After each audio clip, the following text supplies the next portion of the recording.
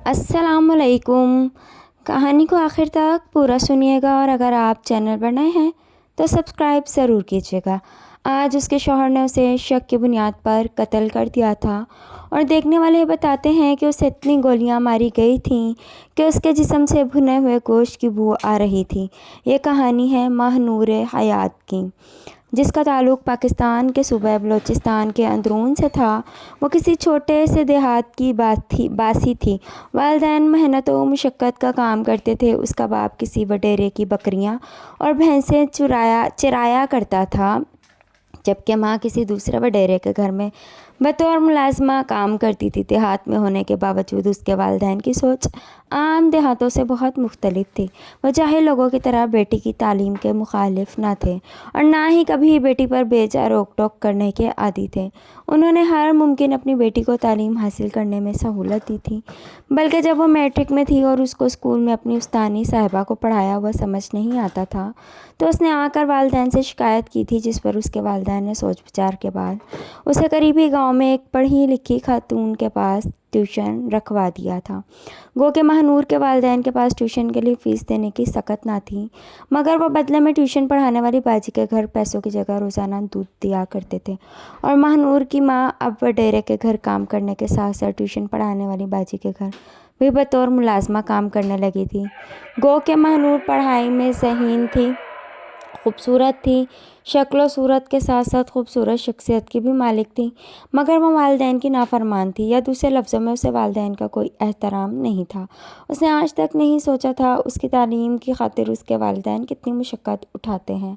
महानूर की करीबी सहेली ने बताया कि महानूर के वालिद साहब को जो दूध वडेरा देता था उसके घर जाकर दूध उबाल कर पी लेना और अपने बीवी बच्चों को पिला लेना, ताकि तू बीमार ना पड़ जाए, क्योंकि अगर तू बीमार पड़ गया तो मेरे जानवरों को कौन संभालेगा।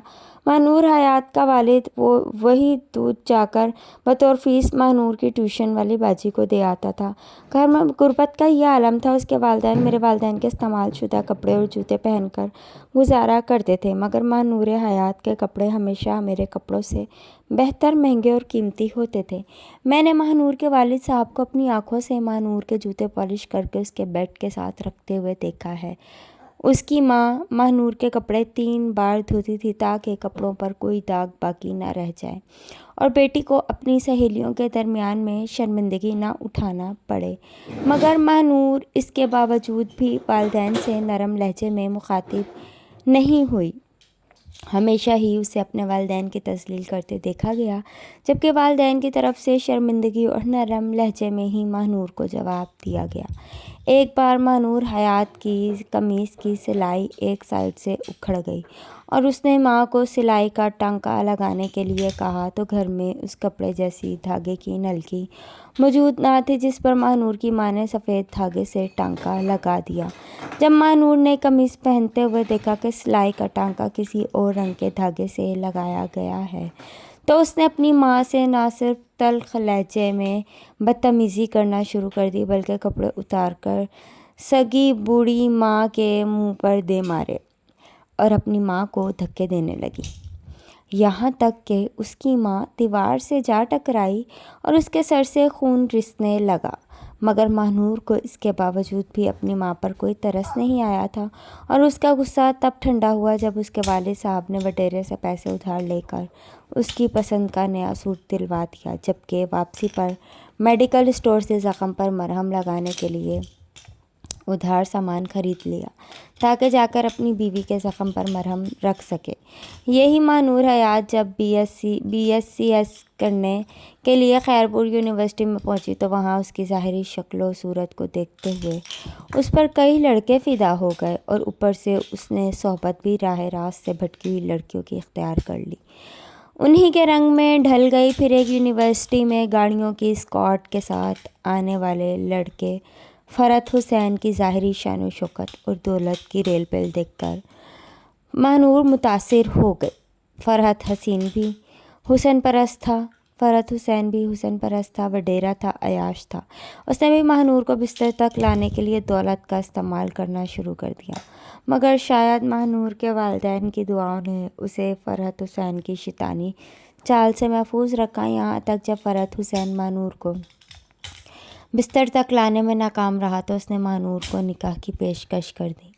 ماہنور نے گھر بات کرنے کا عہد کیا اور گھر آ کر والدین سے بات کی تو اس کے والدین نے ماہنور کو وڈیروں کی عادات کے متعلق بتاتے ہوئے منع کر دیا، مگر اس نے پہلے کب والدین کو اہمیت دی تھی یا ان کی اطاعت گزاری کی تھی جو اب ان کی بات مان لیتی، لہٰذا اس نے والدین سے قطع تعلق کیا۔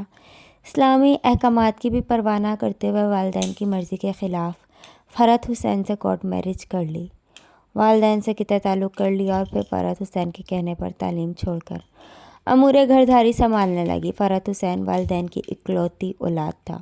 اس کے والدین نے اس کے فیصلے کے سامنے آواز تو نہ اٹھائی، مگر وہ دل سے ماہنور کو کبھی اپنی بہو تسلیم نہ کر سکے۔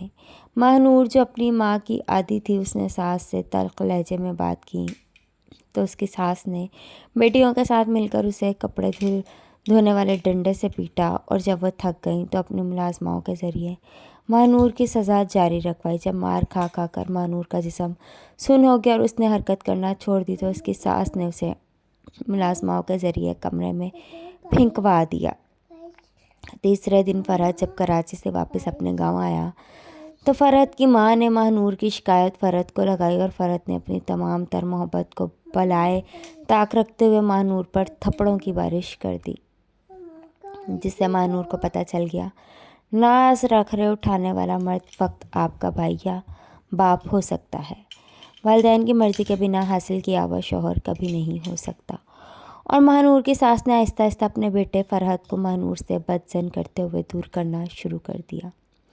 ماہنور جس نے فرحت کی محبت اور دولت کی ہوس میں آ کر اپنے والدین کو چھوڑ دیا، اس کی زندگی اب کسی عذاب سے کمتر نہ تھی کہ اس کی ساس نے اس کے کردار پر حملہ کرتے ہوئے اس کے کردار کو مشکوک قرار دے کر اسے آئے دن فرحت کے ہاتھوں تشدد کا نشانہ بنوانا شروع کر دیا، اور اگر فرحت کہیں شہر سے باہر ہوتا تو اس کی کمی اپنی بیٹیوں کے ساتھ مل کر خود پوری کر دیتی۔ اب جب ماہنور کی ساس کو یقین ہو گیا کہ اس کا بیٹا مکمل اس کے ہاتھ میں ہے تو اس نے آخری چال چلی اور ماہنور کو باہر بھینسوں کے باڑے میں بھیج کر اپنے بیٹے کو کہا کہ وہ جانورے کے باڑے میں کسی سے چھپ کر مل رہی ہے۔ فرحت حسین نے طیش میں آ کر بندوق اٹھائی اور باڑے میں جاتے ہی بنا ماہنور کی کوئی بات سنے اسے گولیوں سے بھون کر رکھ دیا۔ اسے کسی قسم کی صفائی تک دینے کا موقع نہیں دیا گیا۔ جب ماہنور کو مارا گیا تو 2-4 ماہ کی امید سے تھی۔ لوگ بتاتے ہیں کہ اس کو اتنی گولیاں ماری گئیں کہ اس کی لاش کے قریب سے بھنے ہوئے گوشت کی خوشبو آ رہی تھی۔ بعد ازاں پولیس میں رپورٹ کر دی گئی کہ ماہنور ڈکیتی مزاحمت پر مار دی گئی ہے۔